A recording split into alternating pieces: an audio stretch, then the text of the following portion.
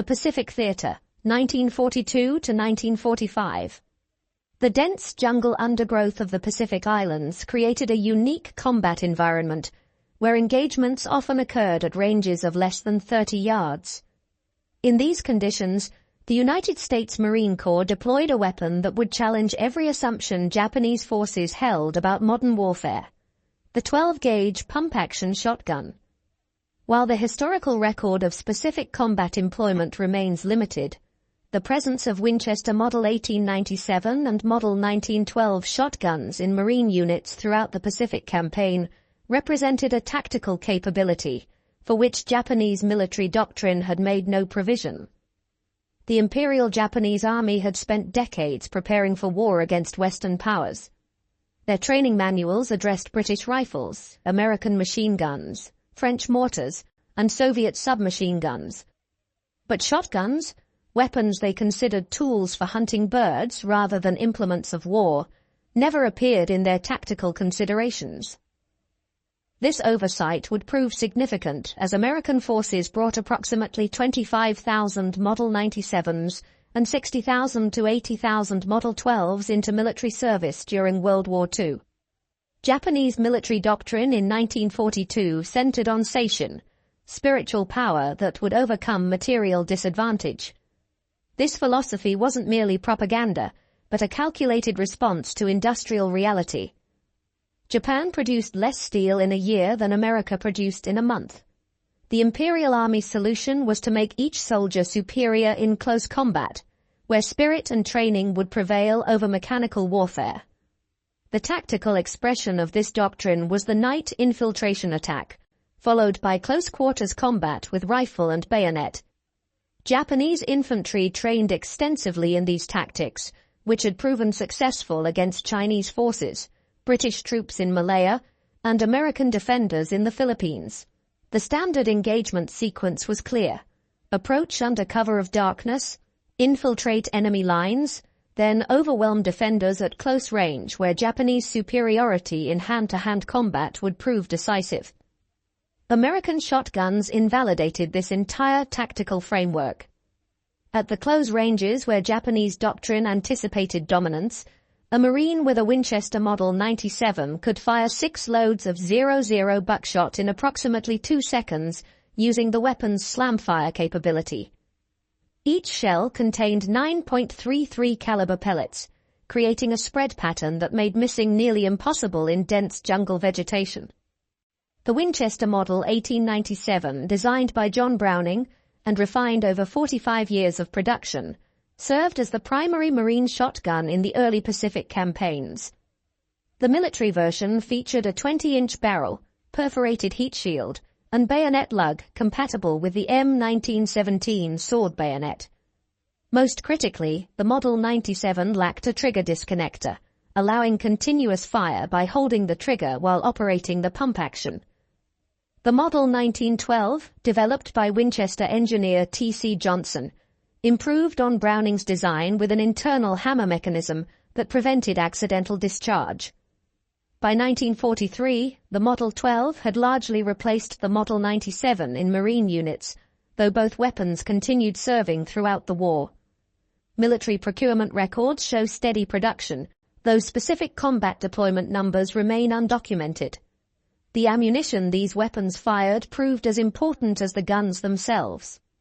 Standard .00 buckshot loads contained 9 pellets, each weighing 53.8 grains and measuring 8.38 millimeters in diameter. At 10 yards, the pattern spread to approximately 10 inches. At 20 yards, 20 inches. At 30 yards, 30 inches, 30 inches. In jungle combat where visibility rarely exceeded 30 yards, this spreading pattern compensated for the difficulty of precise aiming in dense vegetation. The Guadalcanal Campaign of August 1942 to February 1943 marked the first major American offensive in the Pacific. Marines of the 1st Division landed with various weapons, including some shotguns, though their exact number and deployment remain unrecorded in official battle reports. The August 21, 1942 Battle of the Tenarue River, actually Alligator Creek, saw Colonel Kiyonao Ichiki's 917-man detachment virtually annihilated, with 789 Japanese killed. While this battle features prominently in Pacific War accounts, primary sources attribute the Japanese losses primarily to Browning M1917 water-cooled machine guns and 37mm anti-tank guns firing canister rounds, with only passing mention of shotgun use. Throughout the Guadalcanal campaign, Marines employed shotguns primarily for perimeter defense and jungle patrols. Photographic evidence shows point men carrying Winchester shotguns during patrol operations, positioned to respond to ambushes in the dense jungle terrain. However, after-action reports focus overwhelmingly on machine guns, rifles, and artillery as the primary weapons affecting battle outcomes. The jungle environment of Guadalcanal created unique challenges for all weapons, but particularly for shotguns. The standard paper-hulled shotgun shells absorbed moisture in the humid conditions, swelling to the point where they wouldn't chamber properly. This problem would persist throughout the Pacific campaign until the adoption of brass-cased shells. The humidity of Pacific Islands created a critical ammunition problem that nearly negated shotgun effectiveness. Standard commercial shotgun shells used paper hulls that absorbed moisture, swelling in the 100% humidity common in jungle conditions. Shells that chambered easily in dry conditions became impossible to load after exposure to tropical moisture. Marines reported shells swelling so badly they had to be hammered into chambers, obviously impossible during combat. This crisis persisted until March 29, 1945, when the military officially adopted the all-brass M19 shell, designated Shell, Shotgun, Brass, 12-gauge, number 00 Buck, M19. These moisture-proof brass cases restored shotgun reliability for the war's final months. The late adoption date explains why many Pacific veterans rarely mentioned shotguns in their memoirs. For most of the war, ammunition problems severely limited their effectiveness. The United States military formalized shotgun training through Technical Manual TM 9-285, published September 21, 1942. This manual covered the Winchester Models 97 and 12, Remington Model 11, Stevens Models 520 and 620, and Ithaca Model 37.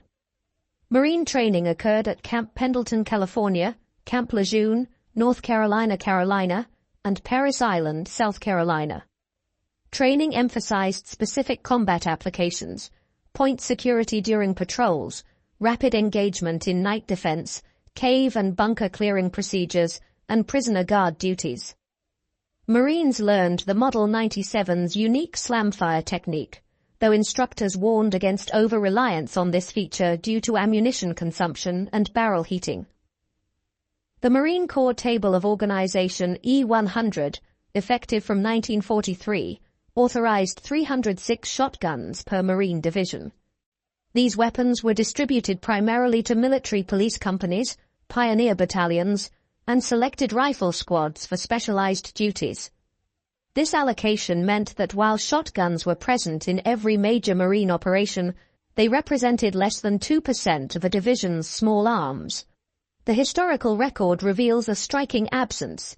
Japan never filed formal diplomatic protests about American shotgun use, contrasting sharply with Germany's September 1918 complaint that shotguns violated the Hague Convention. German protests in World War I had claimed shotguns caused unnecessary suffering and threatened to execute captured Americans carrying them. Japanese military documents captured during and after the war make no specific mention of shotguns requiring special countermeasures. Training materials focused on countering American firepower generally, machine guns, artillery, and flamethrowers, but never identified shotguns as requiring specific tactical responses. This absence suggests that while individual Japanese soldiers certainly encountered shotgun fire, the weapons never achieved sufficient tactical impact to warrant official attention. Post-war interrogations of Japanese officers similarly lack references to shotguns as particularly problematic weapons.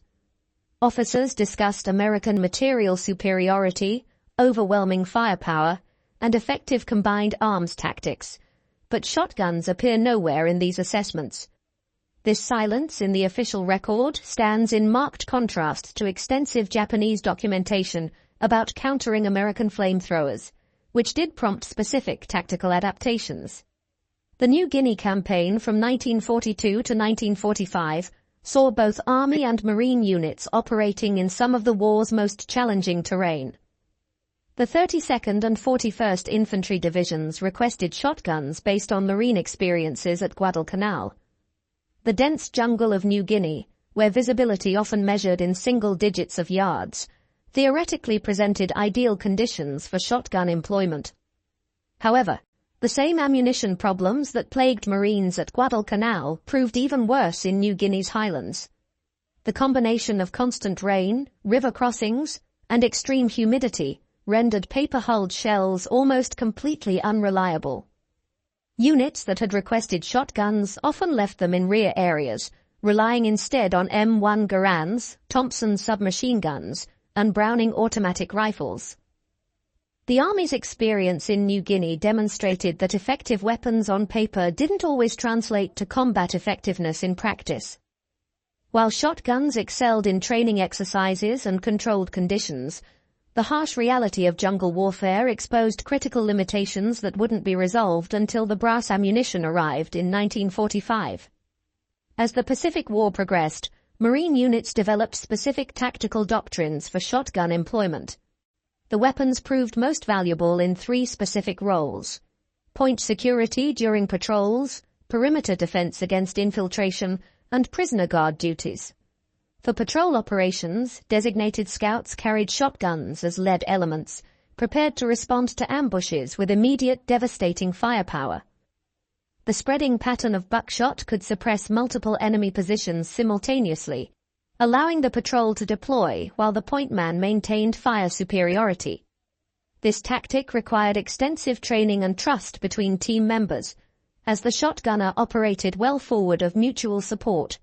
Night perimeter defense represented another specialized application. Marines positioned shotgunners at likely infiltration points, where the weapon's spread pattern compensated for poor visibility. The distinctive sound of a pump-action shotgun being cycled served as both warning and psychological deterrent to infiltrators. However, limited ammunition capacity meant shotgunners required immediate rifle support once engaged. The October 1944 return to the Philippines saw the 6th Army request substantial shotgun allocations for urban combat in Manila.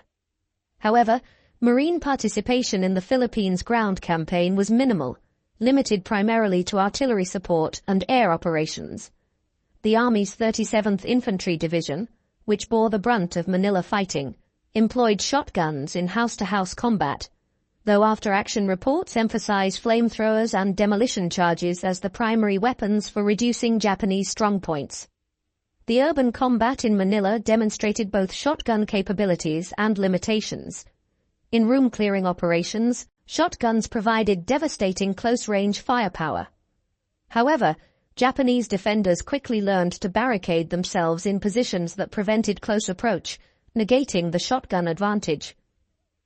The weapons proved most effective in surprise encounters rather than deliberate assault operations.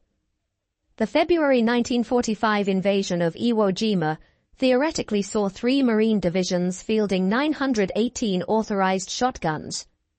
However, the island's volcanic ash, tunnel systems, and fortified positions created combat conditions where shotguns played minimal roles. The famous flag raising on Mount Suribachi occurred after flamethrower and demolition teams cleared Japanese positions, not shotgun assaults. Marine units at Iwo Jima primarily employed flamethrowers for cave clearing, with specialized flame tanks providing support. The M2-2 flamethrower could project burning fuel 40 yards into cave complexes, far exceeding shotgun range. Of the 26,000 American casualties at Iwo Jima, existing records attribute none specifically to the absence of shotgun firepower or failures in shotgun tactics. The adoption of brass ammunition arrived too late to significantly impact Iwo Jima operations. The M19 brass shells reached some units in late March 1945, after the battle's conclusion. This timing meant that Marines at Iwo Jima still struggled with swollen paper shells, further limiting shotgun employment in one of the war's most intense battles. The April-June 1945 Battle of Okinawa saw the full implementation of lessons learned throughout the Pacific Campaign. The 1st and 6th Marine Divisions theoretically fielded 612 authorized shotguns, now supplied with reliable brass ammunition. However, the battle's character, fought largely in open terrain against prepared defensive positions, offered limited opportunities for shotgun employment. The Japanese 32nd Army on Okinawa had adopted a defense-in-depth strategy, avoiding the banzai charges that had characterized earlier battles. Japanese forces occupied fortified positions in the Shuri Line, fighting from bunkers and cave systems that kept American infantry at extended ranges. In these conditions, Marine units relied primarily on coordinated tank infantry tactics, with flamethrower tanks providing close support. Where shotguns did see use at Okinawa was in the final stages of position reduction, when Marine squads cleared surviving Japanese from captured fortifications. The weapons also served military police units managing the massive civilian population movement.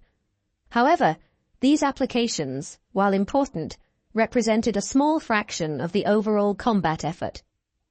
Despite extensive documentation of World War II combat, specific accounts of shotgun employment remain surprisingly rare. The Library of Congress Veterans History Project contains thousands of Pacific War interviews, yet mentions of shotgun combat are scarce. The National Museum of the Pacific War holds over 4,000 oral histories, but detailed shotgun combat accounts are nearly absent.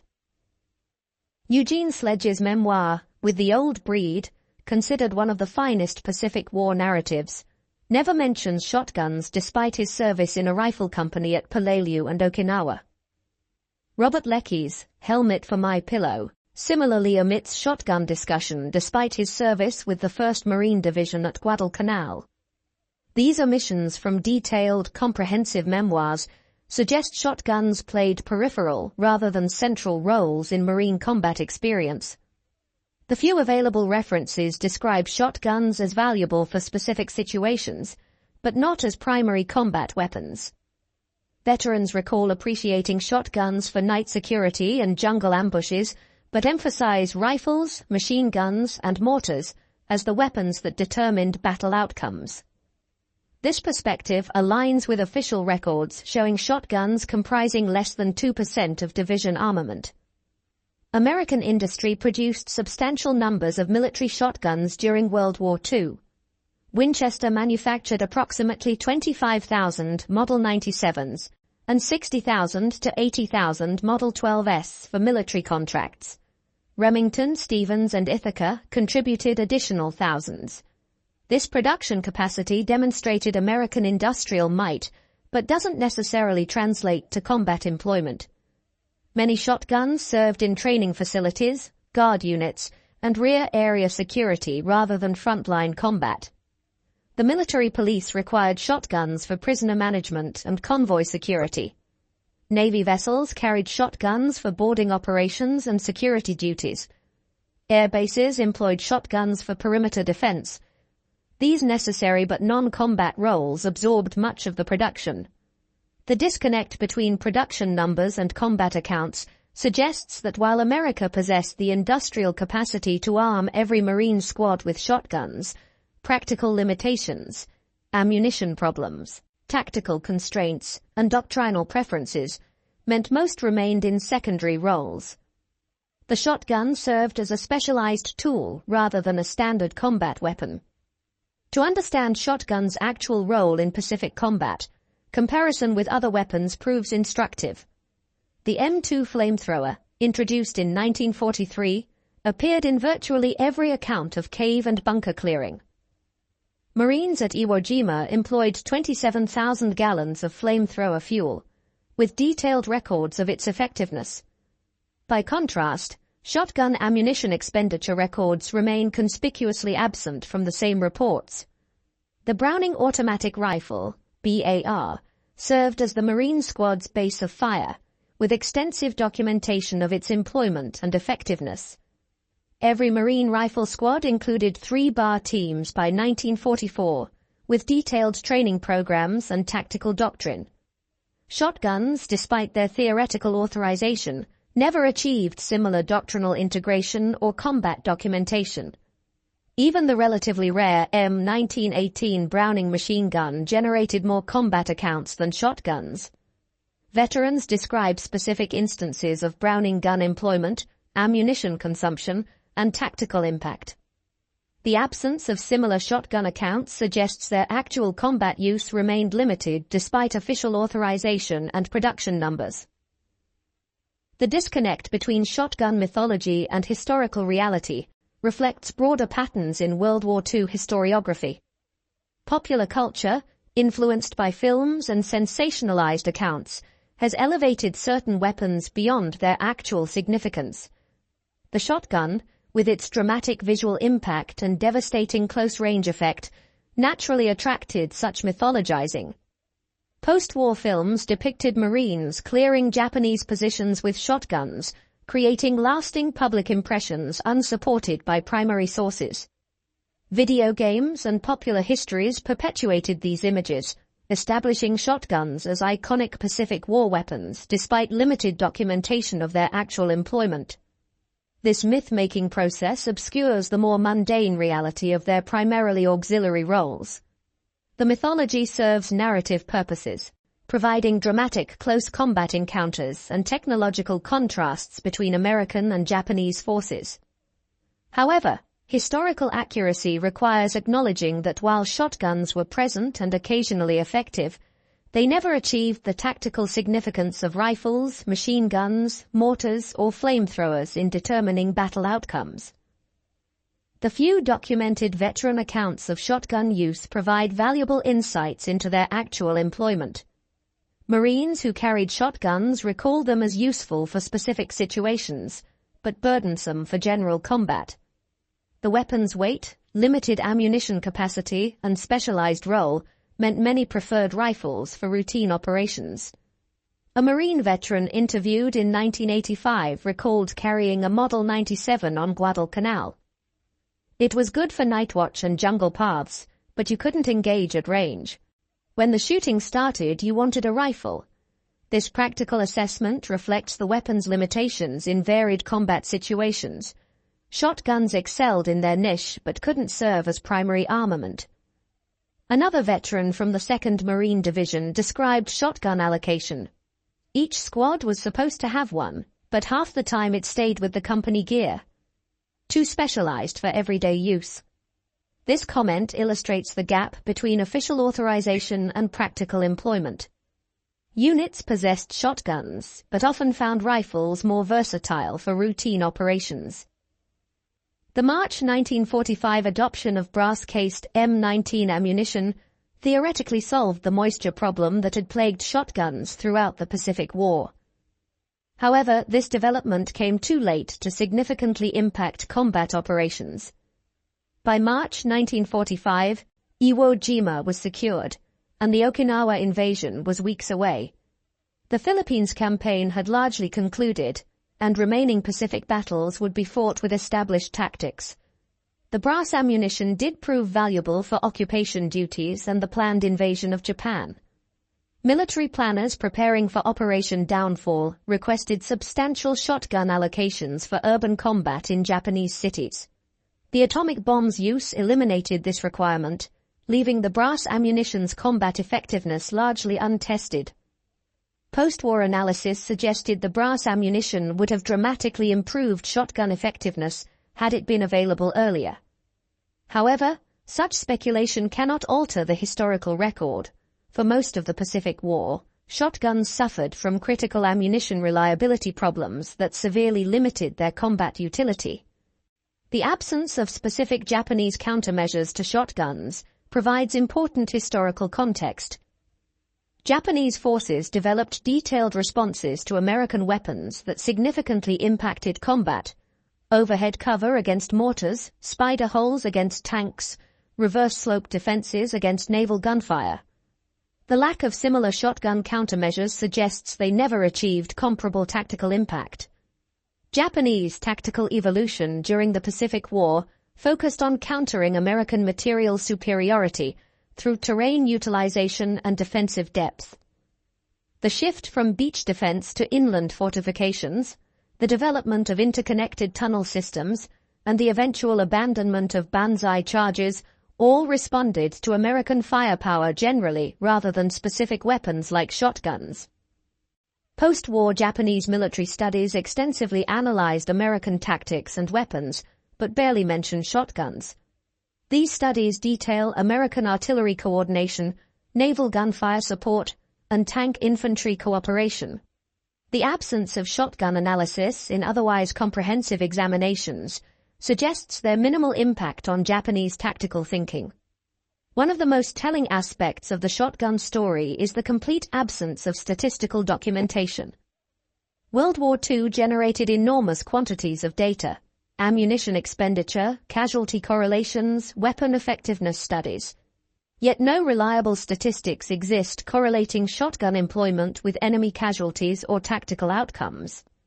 The Operational Research section, which analyzed weapon effectiveness throughout the war, produced detailed studies of artillery, mortars, and small arms. These reports quantified hit probabilities, casualty rates, and ammunition efficiency. No comparable shotgun studies exist in the archives, suggesting insufficient combat employment to generate meaningful statistics. Even informal estimates remain absent from the record. Veterans readily estimate rifle rounds fired, grenades thrown, or mortar shells expended. Similar shotgun statistics don't appear in memoirs or interviews. This statistical void indicates shotguns remained peripheral to main combat operations, despite their theoretical presence in Marine units. The extensive shotgun training provided at Marine camps created expectations that combat experience didn't fulfill. Marines learned slam fire techniques, practiced jungle shooting scenarios, and qualified with buckshot and slugs. This training suggested shotguns would play major combat roles. However, combat reality differed significantly from training scenarios. The controlled conditions of Camp Pendleton didn't replicate Guadalcanal's humidity or Iwo Jima's volcanic ash. Training targets didn't shoot back or force engagements at extended ranges.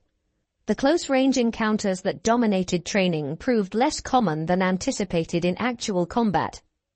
This disconnect between training emphasis and combat employment parallels other World War II experiences.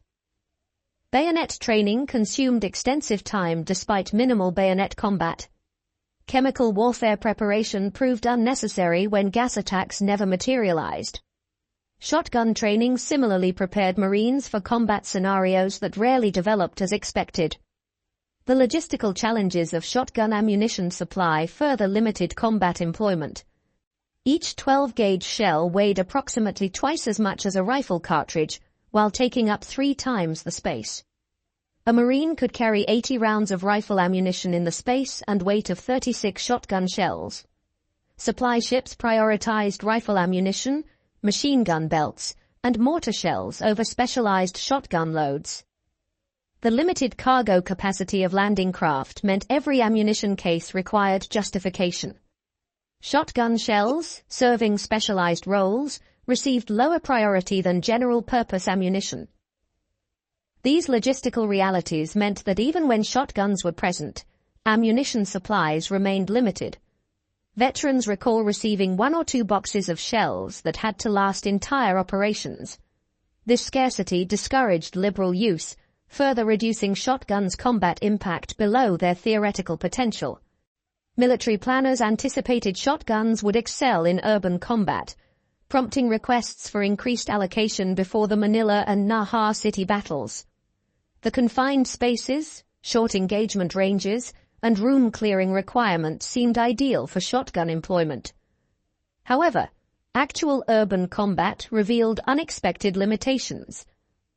Japanese defenders in Manila and Naha created kill zones that prevented close approach.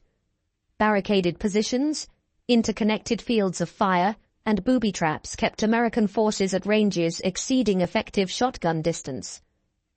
The devastating firepower that made shotguns theoretically ideal for urban combat proved irrelevant when Marines couldn't close to effective range. Where urban combat did occur at close quarters, veterans report using grenades, Thompson submachine guns, and flamethrowers rather than shotguns.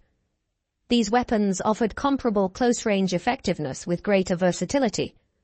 The Thompson's 30-round magazine capacity far exceeded the shotgun's 6 rounds, proving crucial in sustained engagements.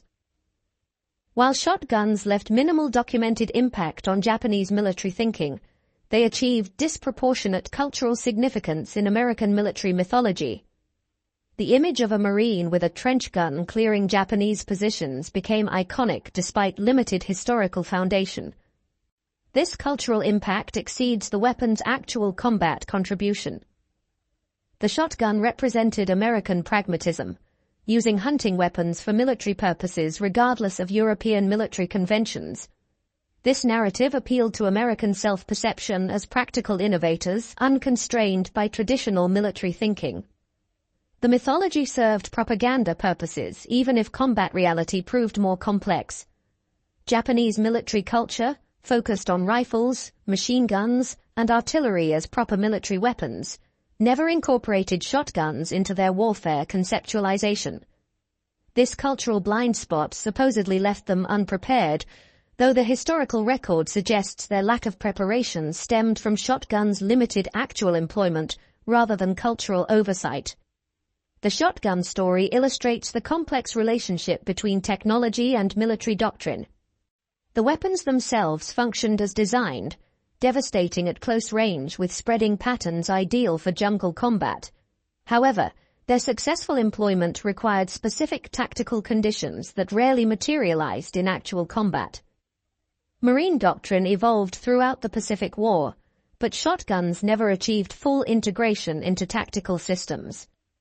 They remained supplementary weapons for specific situations rather than integral components of squad firepower. This doctrinal marginalization reflected practical combat experience rather than technological limitations. The contrast with successful weapon integration proves instructive. The bar became central to Marine squad tactics, with detailed doctrine for its employment. The flamethrower revolutionized bunker clearing, generating extensive tactical development. Shotguns, despite their theoretical potential, never prompted similar doctrinal evolution. Military administrative records provide another perspective on shotgun employment. Requisitions, repair reports, and replacement requests document weapon usage patterns. Rifle and machine gun parts appear constantly in supply records, indicating heavy use. Shotgun parts requests remain notably rare, suggesting limited wear from combat employment.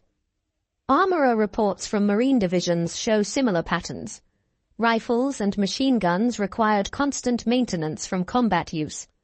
Shotguns primarily needed cleaning from storage corrosion rather than firing wear. These maintenance patterns indicate that most shotguns spent more time in arms rooms than in combat. Ammunition requisitions tell the same story. Divisions requested millions of rifle rounds and hundreds of thousands of machine gun rounds for operations. Shotgun shell requests remained modest, often for training rather than combat consumption. These administrative records corroborate the limited combat employment suggested by veteran accounts. Other nations' experiences provide context for evaluating American shotgun employment. British and Australian forces in the Pacific possessed minimal shotguns, relying instead on rifles and submachine guns for jungle warfare. Their combat effectiveness without shotguns suggests the weapons weren't essential for Pacific combat success. Soviet forces, fighting in varied terrain from urban Stalingrad to rural Kursk, never adopted combat shotguns despite massive small arms production. Chinese forces, engaged in close-quarters combat throughout their war with Japan, similarly didn't employ shotguns despite desperate need for effective weapons. This international perspective suggests shotguns represented one tactical option among many, rather than an essential combat capability. Nations achieved similar combat outcomes through different weapon combinations, indicating shotguns' tactical impact remained marginal despite American production capacity. Post-war military analysis evaluated World War II weapons for future conflicts. The Army's Infantry Board conducted extensive studies determining which weapons merited continued development. Rifles, machine guns, mortars, and recoilless rifles received priority. Shotguns earned minimal attention, suggesting their World War II performance didn't justify major investment. The Korean War saw limited shotgun employment despite extensive close-quarters combat. Marines in Korea carried M1 Garands, BARs, and carbines rather than shotguns for patrol operations. This practical choice by combat veterans of the Pacific War indicates their assessment of shotguns' actual versus theoretical utility. Vietnam would see renewed shotgun use, particularly modified commercial models for jungle patrol. However, even in Vietnam's close-range combat, shotguns remained specialized weapons for point men and tunnel rats rather than standard armament.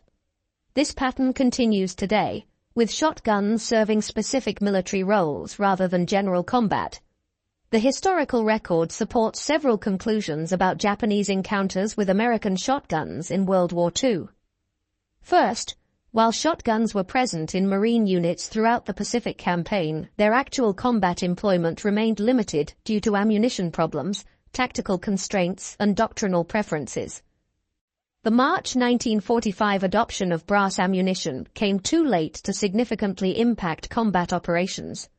Second, Japanese forces never developed specific countermeasures to shotguns because they never achieved sufficient tactical impact to warrant special attention.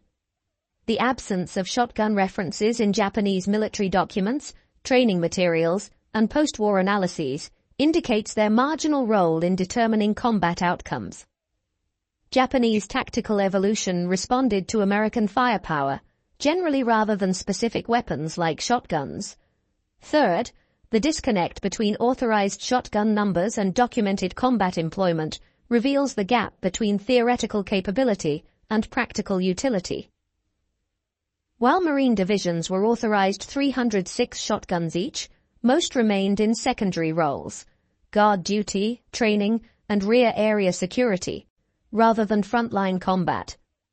Veterans' accounts, when they mention shotguns at all, describe them as useful for specific situations, but not as primary combat weapons. Fourth, the mythology surrounding Pacific War shotguns exceeds their documented historical impact. Popular culture has elevated shotguns to iconic status despite limited primary source evidence of their combat effectiveness. This myth-making obscures the more mundane reality that rifles, machine guns, mortars, and flamethrowers determined battle outcomes while shotguns filled specialized niches. The shotgun story offers broader lessons about military innovation and adaptation. Technical capability alone doesn't guarantee tactical impact. Weapons must integrate into doctrine, logistics, and training to achieve combat effectiveness. Shotguns possessed theoretical advantages, but failed to overcome practical limitations that restricted their employment. The Japanese military's failure to anticipate shotguns proved irrelevant because shotguns never achieved the tactical impact to exploit this oversight. Their lack of preparation reflected accurate assessment of shotguns' marginal role rather than critical oversight. The weapons that actually determined Pacific War outcomes, artillery, naval gunfire, aircraft, flamethrowers, received appropriate Japanese attention. American industrial capacity to produce thousands of military shotguns demonstrated manufacturing prowess, but didn't translate directly to combat power. The ability to make weapons exceeded the ability to employ them effectively in Pacific conditions. This disconnect between production and employment illustrates that industrial might alone doesn't guarantee tactical advantage. The story of Japanese infantry encountering American shotguns in World War II ultimately reveals more about military mythology than combat reality. While shotguns were present and occasionally effective in specific situations, they never achieved the devastating tactical impact that popular accounts suggest. Japanese forces were indeed unprepared for shotguns, but this unpreparedness proved largely irrelevant because shotguns played marginal roles in determining battle outcomes. The verified historical record, production numbers, training manuals, and organizational tables confirms shotguns' presence in Marine units.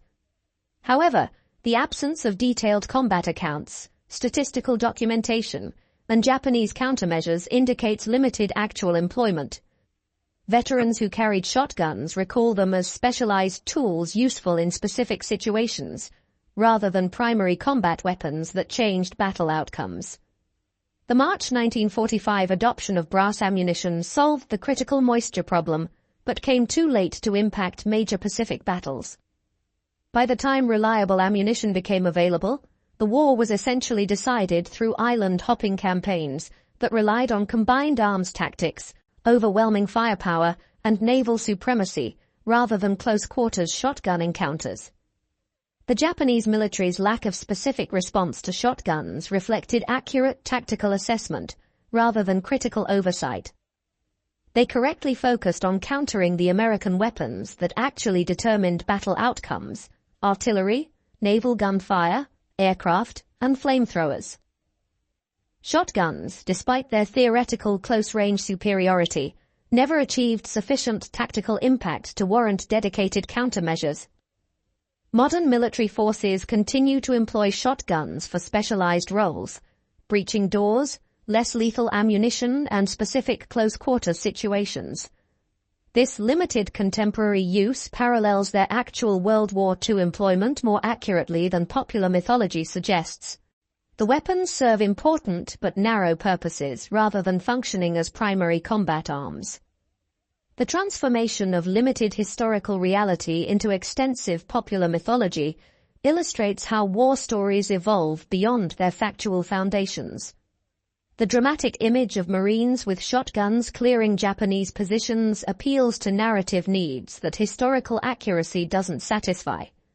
The mythology serves cultural purposes, demonstrating American pragmatism, technological adaptability, and combat innovation, even if the historical record proves more mundane. Understanding the actual role of shotguns in Pacific War combat requires separating verified history from accumulated mythology. The weapons were present, authorized, and occasionally effective, but never achieved the tactical significance that would justify their prominent place in popular Pacific War narratives. Japanese infantry may never have expected 12-gauge American shotguns in the assault, but this surprise proved largely irrelevant to battle outcomes determined by superior American firepower, logistics, and combined arms tactics. The verified history tells a less dramatic but more accurate story. Shotguns served as specialized weapons for particular situations, handicapped by ammunition problems until too late in the war, employed primarily in secondary roles, and never achieving sufficient tactical impact to significantly influence Pacific War outcomes. This reality may lack the dramatic appeal of mythology, but it represents the historical truth that emerges from careful examination of primary sources, veteran accounts, and military records. In the end, the story of Japanese forces encountering American shotguns reveals as much about military myth-making as about actual combat.